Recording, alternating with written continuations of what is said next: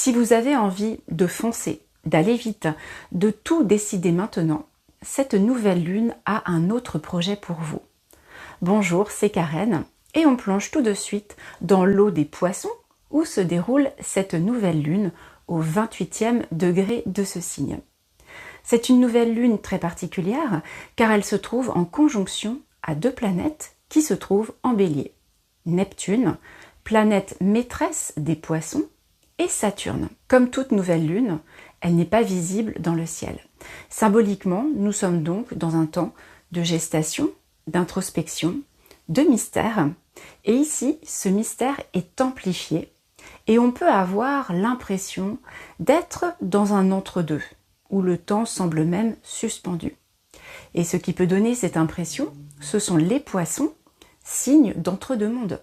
Le symbole des poissons est représenté par deux poissons, signe double qui est aussi un signe mutable, c'est-à-dire qui passe d'un monde ou d'un état à un autre. Et c'est pour cela que le temps peut sembler ralentir, même si certaines planètes, comme on va le voir, voudraient aller vite. L'invitation du ciel est très simple. Ne pas forcer, ne pas décider depuis le mental et écouter quelque chose de beaucoup plus subtil. Une écoute qui a déjà commencé lors de la dernière pleine lune qui était aussi une éclipse. Ce moment suspendu dans lequel on peut se sentir cotonneux ou comme endormi avec un manque d'ancrage et qui nous place parfois dans l'incertitude vient en grande partie de l'impact de Neptune sur cette nouvelle lune. Neptune brouille les repères habituels et dissout les certitudes. Mais ce flou est à vivre comme une opportunité. Il permet en réalité à notre mental de ne pas s'accrocher à l'ancien et de laisser se dissoudre ce rôle qui faisait partie de ce que nous croyions être notre identité et qui ne correspond plus à ce que l'on devient. Il n'est pas toujours agréable de traverser ce type de passage car ce que l'on souhaite souvent, c'est avoir l'esprit clair pour avancer sur nos projets et nos envies.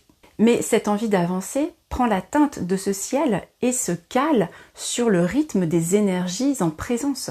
Cette nouvelle lune est en harmonie par un sextile à Uranus, planète du futur, du changement, de l'élan vers autre chose, de la rapidité.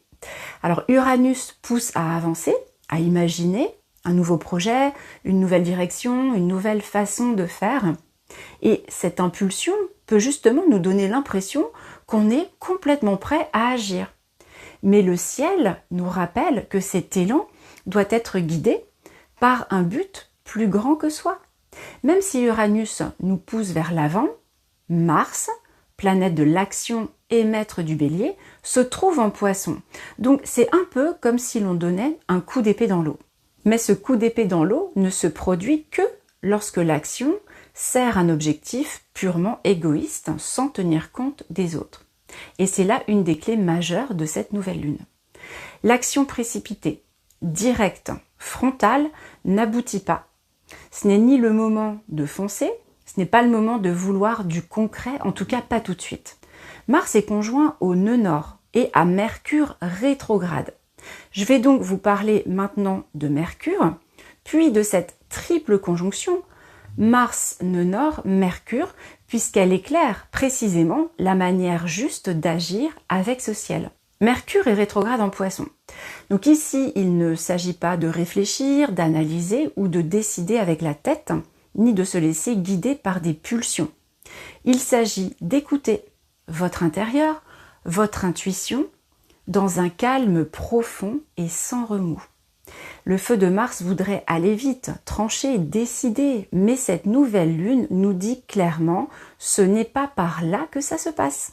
Tout se joue dans le fait de mettre son énergie au service de quelque chose de plus grand que soi. L'énergie d'action doit se mettre au service d'une cause, d'un idéal, d'une œuvre, d'une inspiration, ou même de personnes plus fragiles, de personnes vulnérables.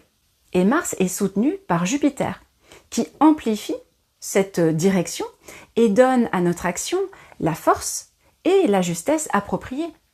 Jupiter va agir ici comme un conseiller, c'est notre boussole. Cela peut être notre voix intérieure qui est très claire, ou une personne de confiance dans notre entourage, quelqu'un qui nous aide à diriger cette énergie avec sagesse.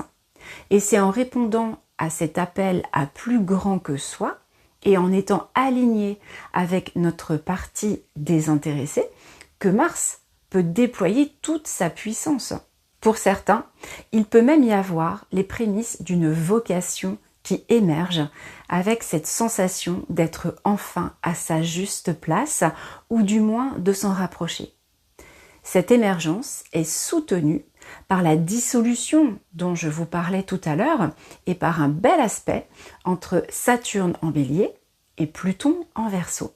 Ces forces dialoguent ensemble comme des forces d'autorité, de structure et de transformation. Elles parlent de notre autorité intérieure et de notre capacité à déconstruire certains pans de nos vies ou de notre personnalité pour reconstruire sur des bases plus justes et plus porteuses pour l'avenir. Donc l'autorité implique toujours la notion de pouvoir. Mais il ne s'agit pas d'un pouvoir individuel qui vise à écraser l'autre. Il s'agit d'une construction où chaque individu trouve sa place en respectant qui il est et en respectant l'autre.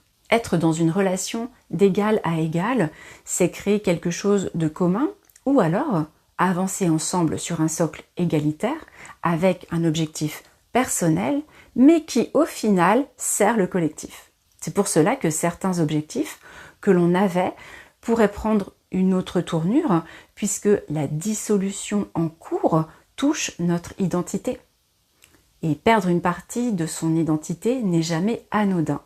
C'est précisément pour cela qu'il est important de prendre durant les quelques jours autour de cette nouvelle lune un temps de retrait, d'introspection et de limiter ainsi les interactions avec le monde pour que le silence et le calme intérieur puissent nous accompagner dans ce deuil. En respectant cela, vous permettez au processus de se dérouler en douceur. Cette douceur conseillée est également soulignée dans l'aspect entre Vénus et Jupiter qui nous invite à ralentir pour nous protéger et pour préserver le processus en cours. Vénus est en Bélier et en tension avec Jupiter en Cancer. Cette Vénus qui en Bélier ne prend pas de gants voudrait elle aussi aller vite, suivre ses envies, prendre des risques sans mesurer les conséquences. Il faut se rappeler que Jupiter a pour fonction, entre autres, de rétablir la justesse et l'équilibre. Et ici, cet équilibre prend appui sur le Cancer, qui est le signe de la sécurité. Le Cancer nous parle de l'importance de protéger son territoire, ce qui nous est cher, ce qui nous nourrit émotionnellement.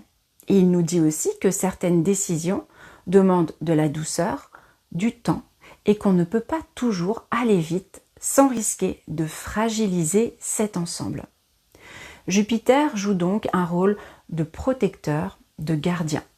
Il impose une forme de sagesse, en nous rappelant qu'avant de suivre des envies personnelles ou des désirs impulsifs, il est essentiel de tenir compte de notre sensibilité, qui pourrait être accrue pendant cette nouvelle lune, de notre environnement, des personnes qui nous entourent et de l'impact de nos choix. Donc ici, il est important de ne pas se brûler les ailes par un excès de précipitation. L'essentiel de cette nouvelle lune est de ne pas agir vite, d'accompagner le mouvement de ce qui meurt en nous avec douceur et conscience, et de préparer ainsi, dans ce silence absolu, ce qui viendra ensuite. Je vous souhaite une nouvelle lune douce et apaisante, et je vous dis à bientôt pour la suite de nos aventures célestes.